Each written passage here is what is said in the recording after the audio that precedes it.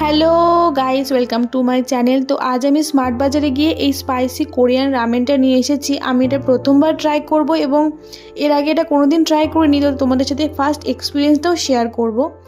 তো রামেনটা করার জন্য প্রথমে 2 কাপ জল নিয়ে সেই রামেন সঙ্গে ভেজিস মশলা সবই দেওয়া থাকে, সেগুলো দিয়ে দিতে হবে। এই কিমচি সিজনিং মশলাটাই আসলে স্পাইসিটা আনে, যেটা সবাই আমাকে বলে। আমি প্রচণ্ড ঝাল খেতে পারি, প্রচণ্ড না, ঠিকঠাক পরিমাণ মতো ঝাল খেতে পারি। আমার ঝাল খেতে অসুবিধা হয় না। যদি আমারও ঝাল লাগে তাহলে বুঝবো যে এটা অ্যাকচুয়ালি স্পাইসি। দেখা যাক সেটা কি হয়।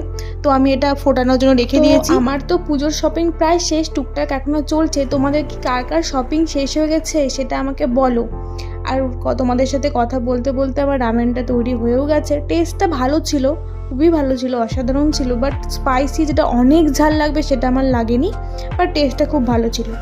আজকের জন্য এতটুকুই, দেখা হবে নেক্সট ভিডিওতে। Bye bye.